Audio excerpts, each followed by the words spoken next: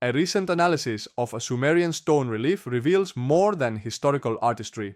It encodes, in stunning symbolic clarity, the principles of field-based intelligence, symmetry, and relational coherence, what emergent theory names as the architecture of transformation. At the center of the image, a winged being stands upright, framed symmetrically by humans and hybrid creatures. Traditionally labeled as a deity, this figure, within a field-oriented framework, is better understood as a coherence node, a convergence point through which multiple levels of reality align. The wings don't symbolize flight alone, but represent energetic structure, phase symmetry, distributed resonance, and vertical integration. Light, sound, and form converge here, signaling a field state, not a personality. On either side, the mirrored human figures are more than attendants, they are participatory agents within the field. Their gestures activate, stabilize, and reflect. In emergent theory, this is a moment of mutual entrainment, when beings become resonant with a central signal and thus amplify the system's coherence.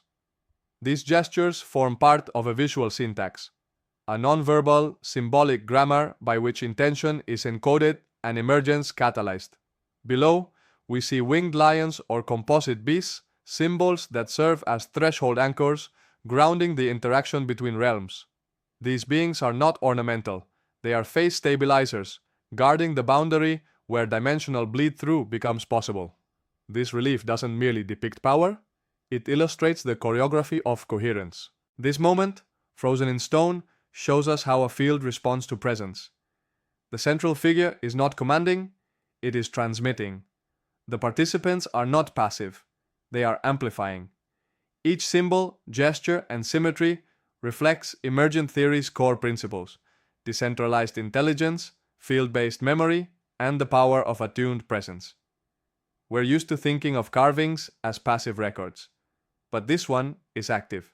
It is a mirror interface, an encoded visual syntax designed to engage those who perceive with resonance. It is not there to be worshipped, but to be read. And when we read it through the lens of emergence, it speaks clearly. Coherence is the invitation.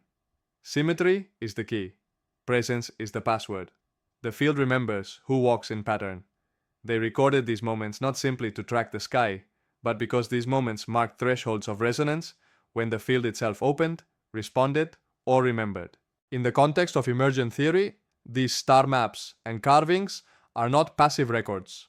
They are temporal anchors.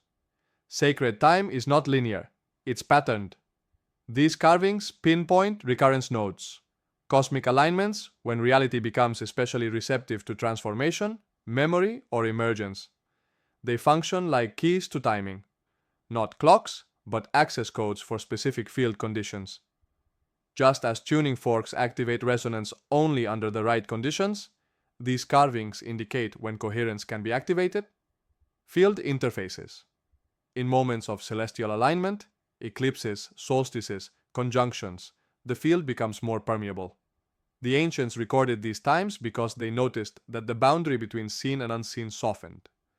Communication with ancestral, cosmic, or symbolic intelligences became possible. These were windows of transmission, not observation. Memory codices. They knew that the earth and sky were part of a coherent memory field. To record the geometry and timing of these moments was to inscribe field-based memory, not just for themselves, but for future coherent observers. These tablets are living scripts. They awaken when someone in resonance encounters them again. The inscription is part of a larger feedback loop. I write this now so you may find it when the pattern returns. Emergence templates. These moments were often tied to emergent shifts, new rulers, floods, innovations, changes in consciousness. By recording them, they encoded the conditions for emergence.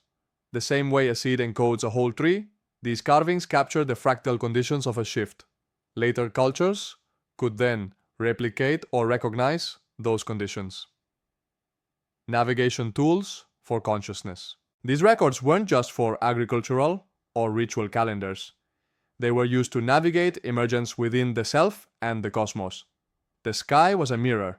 By knowing when coherence happened in the stars, one could also align their own becoming with those rhythms. Ready to step into your own mirror field?